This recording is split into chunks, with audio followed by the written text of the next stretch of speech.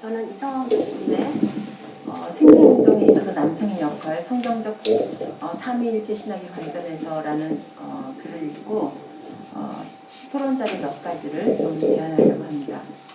사람은 하나님께서 직접 창조하신 하나님의 형상입니다. 그러므로 어머니 모태에서 수정되는 그 순간부터 사람은 하나님의 형상이고, 낙태는 그래서 사람이 하나님의 형상을 끊어내는 심각한 죄입니다. 낙태는 하나님께서 하지 말라고 명령하신 10계명 중에 있는 엄연한 살인죄입니다. 여성의 인권, 여성의 생명 존중권을 위해서 낙태를 허용하고자 하는 법이 제정되려고 합니다. 낙태 합법화를 막고 다음 세대를 지켜내기 위해서 올바르고 건강한 성교육과 성가치관을 심어줘야 합니다. 지금까지는 임신과 출산, 양육까지 여성의 책임 소재가 훨씬 더 많았던 것이 사실이었습니다. 그러다 보니 낙태까지 여성에게 책임을 지는 경향이 있어 왔습니다. 그러나 이제는 임신도, 출산도, 양육도, 그래서 생명을 지키는 문제에 있어서 남녀가 함께 거룩한 부담을 가져야 한다고 생각합니다. 최근 일본인으로서 한국 방송에서 활약하고 있는 방송인 사유리 씨가 비혼모로서 아기를 출산하였습니다. 여성이 배우자 없이 단독으로 생명을 갖기로 결정하고 실행을 하는 이 시대, 그리고 그런 여성을 응원하고 이상적인 여성상으로 바라보는 시대에 우리가 살고 있는 것입니다. 우리 사회가 여성인권 신장이라는 이름으로 생명문화운동의 기본인 출산을 단지 여성의 행복할 권리로 인식하고 있음을 보여주고 있는 단면이라고 할 수 있습니다. 사유리 씨 개인에 대한 유감은 없지만 저가 연예인이고 청소년과 같은 다음 세대에게 미칠 영향을 생각하면 걱정이 앞서는 것이 사실입니다. 아기를 낳을 수 있는 권리를 인정해달라고 주장하는 비혼모의 주장은 나중에 닥치게 될 재생산권과 관계가 있습니다. 이들은 여성의 몸속에 자리잡게 된 태아를 세포나 그것이라고 부르면서 태아는 여성의 몸의 일부로 그것을 어떻게 할 것인지 여성이 주장할 수 있다고 합니다. 여성의 권리를 국가와 법이 통제할 수 없다는 것이죠. 그런데 오히려 미혼모는 생명을 선택하고 지켜낸 사람들이었습니다. 그러나 계획되지 않은, 그래서 원치 않은 임신을 중지시킬 수 있는 법을 제정해달라고 요구하는 이들의 주장하는 재생산권은 과연 무엇일까요? 그것은 번식의 권리, 출산의 권리, 낙태의 권리를 재생산권이라고 보는 것입니다. 이 모든 것을 여성이 선택할 수 있다고 보는 것이죠. 그동안은 여성의 파트너인 남성과 또 부모가 낙태를 강요하는 경향들이 많았었습니다. 낙태법에는 낙태를 권유한 사람에 대해서도 똑같이 죄를 묻습니다. 그러나 재생산권에서 말하는 출산권은 낙태할 수 있는 권리와 뿌리가 같습니다. 저들은 포괄적 성교육을 시행해서 임신 중지를 지지하라고 합니다. 포괄적 성교육은 무엇일까요? 개인의 성적 지향은 모두 정상이라고 봅니다. 여기서 남성과 여성뿐 아니라 모든 성에 대해서 다 관대한데요. 개인의 행복과 인권을 위해서 성적 욕구에 제한을 가져오는 가족이나 결혼, 생명의 가치를 파괴하고 있습니다. 포괄적 성교육에서는 남녀가 만나 사랑을 하고 결혼을 하고 가족이 되고 임신을 하고 아버지가 되고 어머니가 되는 이런 과정들을 매우 배타적으로 봅니다. 포괄적 성교육에서는 아이를 낳을 수 있는 방법을 너무 다양하게 포함하고 있습니다. 저는 지난 30여 년 동안 상담학자로 또 가족학자로 공부하고 연구한 입장에서 끊임없이 걱정했던 이슈들이 이제 현실이 되어버렸습니다. 예를 들면 21세기가 되면 여성성이 사라져버릴 것이다. 그렇게 예상했었습니다. 아니, 여성도 남성도 가족도 없어져서 이제는 더 이상 가족이라고 할 때 패밀리라는 단어 대신에 패밀리즈라는 단어를 써야 될지도 모른다는 그런 주제들을 가지고 염려해 왔었는데 이것이 현실이 되고 있습니다. 페미니스트들의 주장에 의하면 현대는 남성 퇴화 시대이기 때문에 남성의 종말, 또 아버지 없는 아이들, 또 모계 사회로의 이행이 되고 있다고 그렇게 보고 있습니다. 어쩌면 이들이 가고자 하는 세상은 사랑도 없고 성도 결혼도 없는 그런 세상이 아닐까 싶습니다. 남자도 없고 여자가 자신의 몸에서 일어나는 임신이나 출산이나 낙태를 선택하고 살 권리가 있다는 것이죠. 결국 아이를 낳을 수 있는 권리는 낙태를 할 수 있는 권리와 맞닿아 있다고 볼 수 있습니다. 작금의 한국 사회는 자신들의 행복한 인생을 위해서 결혼과 출산을 포기하는 젊은이들이 많이 있고 이에 출산율은 갈수록 하락해서 2020년 8월에는 0.92명을 기록하게 되었습니다. 이미 고령화 시대에 접어든 데다가 출산율마저도 떨어진 그야말로 국가 전체가 생명 연장의 가능성이 줄어든 시한부 인생을 살고 있는 것입니다. 앞에서 언급했지만 이러한 결과를 초래한 배경에는 그동안 한국 사회에서 무시되고 억압되었던 여성 인권 신장 운동이 있습니다. 1990년대 말 2000년대 초 여성가족부라는 행정부의 등장과 함께 국가 전체적으로 여성 인권 신장 운동이 활발하게 진행되었습니다. 그동안 한국 사회에서 여성이 얼마나 공정하게 대우받지 못했는지 생각할 때 이는 필요한 일이었지만 동시에 그에 따른 부작용도 발생하고 있습니다. 임신과 출산의 문제가 바로 그것 중에 하나입니다. 비록 우리 모자보건법과 형법이 임신 중절 수술을 법적으로 금지하고 있다고는 하지만 본고에서 지적한 바와 같이 그 법의 해석에 있어서 모순과 충돌을 일으키고 있고 시간이 갈수록 우리 사회의 여성 인권 신장의 목소리가 높아지고 있어서 애초 시도나 과정에서 여성이 원치 않는 임신의 중절에 대해서 그 과정에서 남성 배우자보다 여성이 법적으로나 실제적으로 혼자 책임지고 결정하는 부분이 많은 것이 사실이며 실제로도 당연하게 받아들이는 현상이 되어버렸습니다. 차후에 이 법이 여성 주도적인 법으로 개정될 우려가 있습니다. 그래서 법이 명시하는 조건에서 소수로 진행되었던 또는 불법적으로 암암리에 진행되었던 중절 수술이 보편적으로 자유롭게 제공되어 생명운동이 더욱 위험에 처하게 될 수도 있을 것입니다. 이러한 상황 가운데 기독교 생명윤리 차원에서 생명운동에서의 남성의 역할을 신학적으로 또 성경적으로 해석하여 주신 이성원 교수님의 연구는 본 운동의 깊은 통찰을 제공하여 준다고 봅니다. 이성원 교수님의 노고에 또 해안에 깊이 감사를 드립니다. 교수님의 연구가 논지와 근거가 분명하게 생명운동에서의 남성의 역할과 중요성을 제시하고 증명하여 설득하는 역할을 충실하게 수행하고 있지만 추후 연계되어서 발전될 연구를 위해서 다음에 몇 가지 토론의 질문들을 더 드리고자 합니다. 첫째는 생명운동의 정확한 정의가 무엇일까요? 창세기 1장과 2장의 생육하여 번성하라는 문화운동의 가치를 현대사회에서 어떻게 이해하고 적용할 필요가 있을지, 또 지면이 부족해서 혹시 언급이 다 되지 못한 부분들이 있다면 설명을 부탁드립니다. 또 자연적인 생명 출산을 넘어서 기독교의 제1의 가치인 구원으로 인한 새 생명과의 관계는 어떻게 이해할 수 있을지요? 또 두 번째는 임신 중절을 포함한 임신과 출산에 관련된 일련의 과정에서 남성의 책임이 결코 가볍지 않지만 형법에는 그 책임을 지지 않음을 문제로 지적하셨는데, 그렇다면 임신 중절에서 남성의 법적 책임을 묻는 것으로 법을 개정할 것을 요구하는 것이 저희의 노력이 될 수 있을 것입니다. 그런데 문제는 이 임신과 출산의 문제가 이미 가정이나 남녀의 문제라기보다는 여성 인권의 문제로 그 이데올로기가 사회적으로 정의되어진 현 상황에서 미칠 영향력에 대해서 이야기하고 싶습니다. 이러한 연구와 노력으로 기대하시는 바가 있으시다면 또 나누어 주시기를 부탁드립니다. 끝으로 사실 한국 사회에서 여성 인권 신장, 행복 추구권이 왜 발생하게 되었는지를 생각해 볼 필요가 있다고 생각합니다. 그동안 시대적으로 한국 사회는 단지 임신과 출산의 과정뿐 아니라 자녀 양육의 전 과정에서 여성이 실제적인 책임을 감당해왔던 것들이 사실입니다. 특히 양육에 있어서 경제활동이 외부 양육이라는 명목으로 남성의 미참여가 침묵으로 용인되었던 것이 한국 사회 아니었습니까? 워킹맘이라는 용어를 비롯해서 남녀 차별적으로 양육을 여성의 몫으로 일림하는 시선이 한국 사회 아니 전 세계적으로 공통된 생각이었습니다.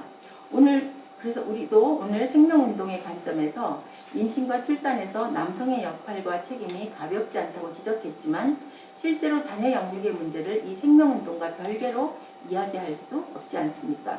특히 우리 기독교인에게 생명은 더 특별한 의미이기에 그렇습니다.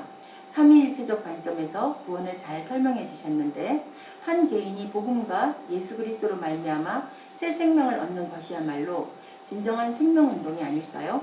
그렇다면 그 자녀 양육과 교육의 과정에서 부모의 역할이 외부 양육이라는 것 이상으로 각각 다르며 둘다 실제적인 책임이 있음을 인정해야 할 것입니다. 가정사역의 측면에서 가정은 한 개인의 신앙 형성을 위한 가장 작은 신앙 공동체이며 부모는 다음 세대의 신앙을 전수하는 가장 영향력 있는 주체입니다.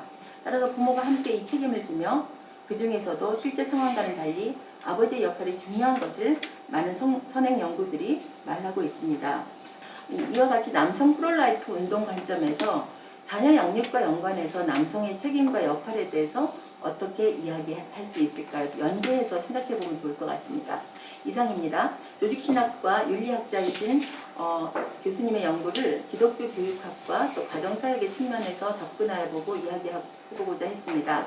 다시 한번 양질의 연구를 제공하여 주신 교수님께 깊이 감사드립니다.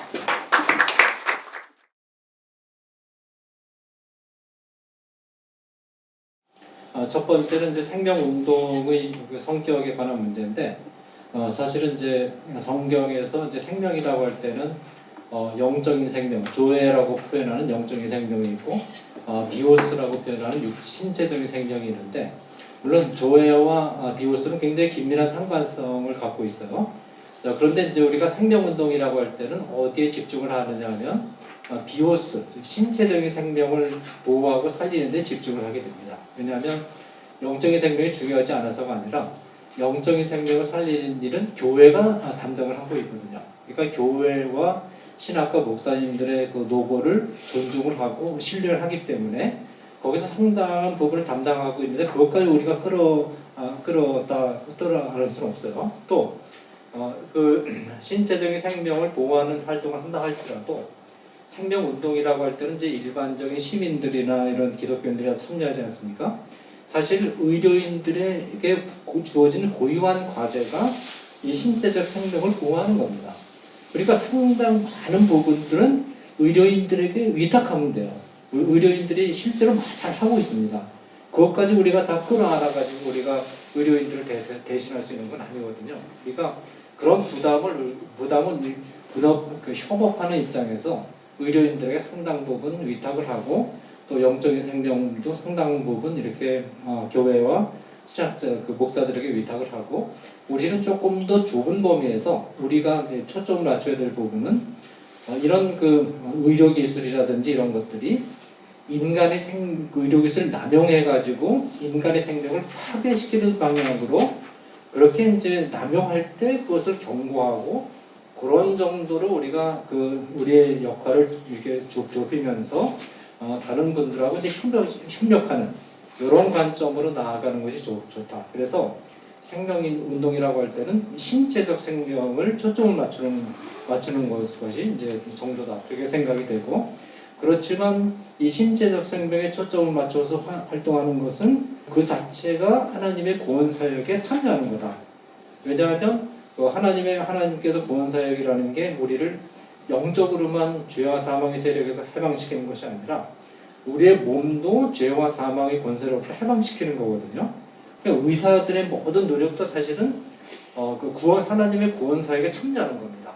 또 그 의료 기술의 남용으로 인해서 인간의 생명이 파괴되는 것을 방지하는 것도 역시 넓은 의미에서 하나님의 구원 사역에 참여하는 거기 때문에 이렇게 우리가 서로 분업을 하면서 협업을 하면서 우리에게 주어진 고유한 역할을 수행해나가는 것, 그것이 굉장히 중요하다고 보고, 그 다음에 이제 그러다 보니까 이제 신체적 생명을 출산하는 것은 굉장히 중요한 그런 과제가 되는 겁니다. 영적인 생명 운동을 한다 할지라도 결국 누구를 살리냐면 출산을 통해서 태어난 생명이 있어야 그 사람의 생명을 구원할 수 있는 거거든요. 그래서 이제 출산을 통해서 신체적 생명을 세상에 태어나게 하는 것은 굉장히 중요하고 그 생명이 어떤 의료기술 남용으로 해서 파괴되지 않도록 보호하는 것은 굉장히 중요하다. 특별히 이제 오늘날과 같이 이제 출산율이 떨어지잖아요. 이럴 때 그리스도인들이 해야 될 일이 뭐냐면 건강이 허락하는 한 가능한 한 피임을 하지 않고 많이 낳는 겁니다. 많이 낳아가지고 신앙으로 잘 교육시키는 것이 첫 번째 전도예요. 이게 하나님 나라의 첫 번째 일입니다. 실제로 여러분들 구약 성경을 보면 전도 안 했어요. 구약 성경을 보면 하나님 나라의 계열이 어떻게 연결되어 왔냐면 자녀를 낳아가지고 자녀에게 신앙을 계승시켜주는 것으로 하나님 나라의 전도가 쭉 이어져 왔습니다. 그러니까 이 전도나 선교가 본격적으로 문제가 된 것은 신약시대부터예요. 구약시대는 전도 안 했어요. 지금도 마찬가지입니다. 그 맥락이 지금도 유지되는 거거든요. 그러니까 전략적으로 이렇게 사회적으로 저출산일 때 기독교인들은 정반대로 아기를 많이 낳아서 잘 교육시키면 기독교가 부흥하는 겁니다. 네, 그런 말씀을 드리고 싶고, 두 번째 이제 여성 인권 문제를 말씀하시는데, 여성의 인권은 두 트랙으로 우리가 봐야 될 것 같아요. 하나는 생명권, 생명권도 결국 인권입니다. 가장 무거운 인권이 생명권이고, 또 하나는 행복주거권이죠. 이 두 가치가 있는데, 첫째로 산모의 생명권과 태아의 생명권이 충돌할 때는 산모의 생명권에 우선순위를 두는 것이 기독교 윤리학적으로 정당한 겁니다. 그러나 태아의 생명권과 그 말하자면 여성의 임산부의 행복주권이 충돌이 될 때는 절대적으로 태아의 생명권이 우선을 합니다. 그리고 이제 생명권이 전제가 된 상태에서 여성의 행복주권은 최대한도로 보장이 되어야 되고, 그때 여성의 행복주권은 주권을 보장하는 데는 남성의 역할이 절대적으로 필요합니다. 두 가지 예만 간단히 들면, 첫째는 뭐냐면 이제 지금 우리 한국 의료계도 그렇게 많이 바뀌었었는데, 제가 한국에서 아기를 낳을 때는 첫 아기를 낳는데, 아기를 낳을 때는 아예 남자는 들어오지 못하게 했어요. 그래서 그 병원 분만실에서 어떤 일이 이루어지는지 알 수가 없습니다. 제가 미국에 가니까 그 진통할 때부터 남편이 옆에 있도록 해요.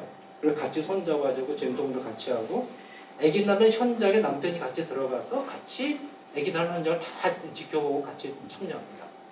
처음에는 그게 좀 두려웠어요. 그건 보고 싶지 않고 아는데, 그런데 실제로 그렇게 해보니까 그게 너무 좋은 거예요. 이해도 잘 되고. 그래서 둘째 미국에서 낳고 셋째 화란에서 낳을 때는 가는 곳마다 아기를 하나씩 낳거든요.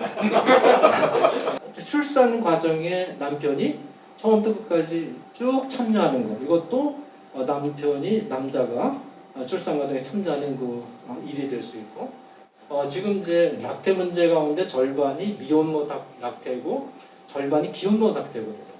기혼모 낙태의 경우는 이제 어느 정도 아기를 낳는데 성관계는 계속 해야 되겠고, 그런데 아기는 갖고 싶지 않고, 그런 가정이 굉장히 많거든요.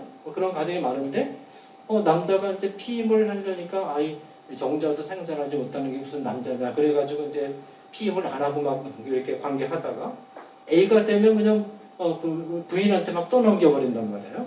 그건 굉장히 무책임한 행동이죠. 그래서 어느 정도 이제 아기를 낳고 더 이상 아기를 낳지 않고자 할 때는 남자가 예를 들면 정관 수술 같은 거 그걸 딱 책임 있게 해서 하는 게 굉장히 좋지 않겠나. 그래서 제가 학교에서 이제 학생들에게 그 윤리학 가르칠 때도 반드시 정관 수술 하도록 그렇게 가르칩니다. 나이가 어느 정도 나이가 돼서 남자가 정관 수술 안 하면 부인 사랑하는 건 거짓말이다. 그렇게 하면서 정관 수술을 많이 강조했는데, 정관 수술은 아주 간단하지 않습니까? 간단하게 해결해서 아내도 편안하게 하고, 그리고 또 피임 효과도 거둘 수 있고, 그런 것들도 생각해 볼 수 있거든요. 이것도 이제 남자가 말하자면 이 출산 과정에 생명운동에 참여하는 하나의 예가 또 될 수 있겠습니다. 네.